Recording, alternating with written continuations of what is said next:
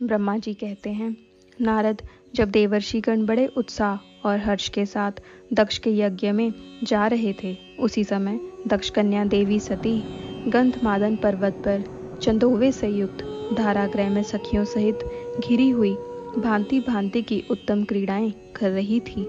प्रसन्नता पूर्वक क्रीड़ा में लगी हुई देवी सती ने उस समय रोहिणी के साथ दक्ष यज्ञ में जाते हुए चंद्रमा को देखा। देखकर वे अपने हितकारिणी प्राण प्यारी श्रेष्ठ सखी विजया से बोली, मेरी सखियों में श्रेष्ठ प्राण प्रिय विजया, जल्दी जाकर पूछ तो आओ, ये चंद्रदेव रोहिणी के साथ कहाँ जा रहे हैं। सती के इस प्रकार आज्ञा देने पर विजया तुरंत उनके पास गई और उसने यथोचित शिष्टाचार के साथ पूछा, चंद्रदेव आप कहाँ जा रहे हैं। विजया का यह प्रश्न सुनकर चंद्रदेव ने अपनी यात्रा का उद्देश्य आदरपूर्वक बताया। दक्ष के यहाँ होने वाले यज्ञोत्सव आदि का सारा वृतांत कहा। वह सब सुनकर विजया बड़ी उतावली के साथ देवी के पास आई और चंद्रमा ने जो कुछ कहा था वे सब उसने कह सुनाया। उसे सुनकर कालिका सती देवी को बड़ा विस्मय हुआ। अपने यहाँ सूचना न मिलने का क्या कारण है, यह बहुत सोचने विचारने पर भी उनकी समझ में नहीं आया। तब उन्होंने पार्षदों से घिरे अपने स्वामी भगवान शिव के पास आकर भगवान शंकर से पूछा। सती बोली, प्रभु मैंने सुना है कि मेरे पिताजी के यहाँ कोई बहुत बड़ा यज्ञ हो रहा है, उसमें बहुत बड़ा उत्सव होगा, उसमें सब देवर्षि एकत्र हो रहे हैं। देव देवेश्वर पिताजी के उस महान यज्ञ में चलने की रुचि आपको क्यों नहीं हो रही। इस विषय में जो बात हो वह सब बताइए।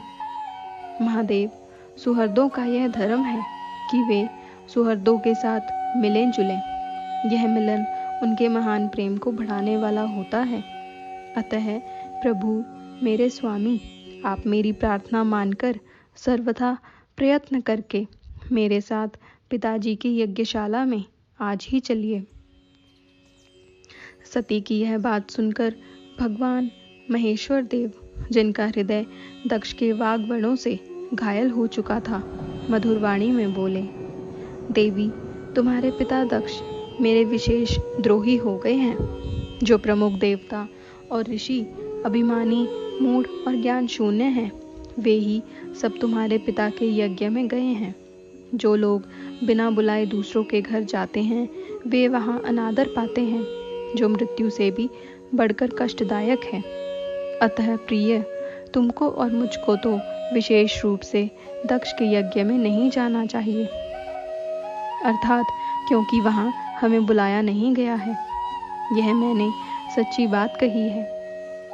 महात्मा महेश्वर के ऐसा कहने पर सती रोषपूर्वक बोली, शंभु आप सबके ईश्वर हैं।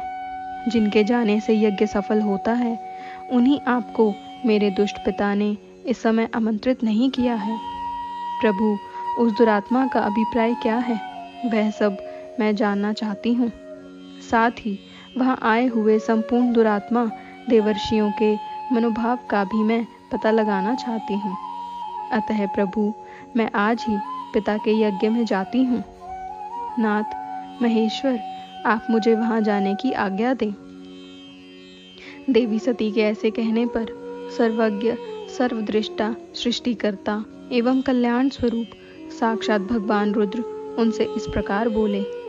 शिव ने कहा, उत्तम व्रत का पालन करने वाली देवी, यदि इस प्रकार तुम्हारी रुचि वहां अवश्य जाने के लिए हो गई है, तो मेरी आज्ञा से तुम शीघ्र अपने पिता के यज्ञ में जाओ।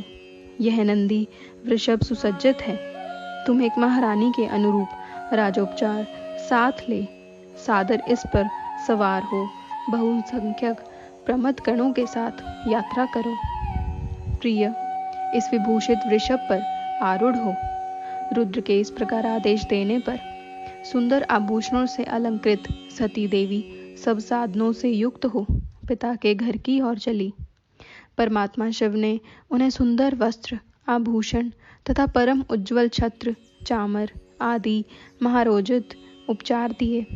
भगवान शिव की आज्ञा से 60,000 रुद्रगण बड़ी प्रसन्नता और महान उत्साह के साथ कौतूहल पूर्वक सती के साथ गए। उस समय वहां यज्ञ के लिए यात्रा करते समय सब और महान उत्सव होने लगा। महादेव जी के गणों ने शिवप्रिया सती के लिए बड़ा भारी उत्सव रचाया।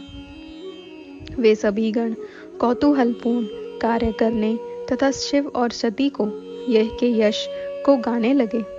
शिव के प्रिय और महान वीर प्रमथगण प्रसन्नता पूर्वक उछलते कूदते चले रहे थे। जगदम्बा के यात्रा काल में सब प्रकार से बड़ी भारी शोभा हो रही थी। उस समय जो सुखद जय जयकार आदि का शब्द प्रकट हुआ, उससे तीनों लोग गूंज उठे।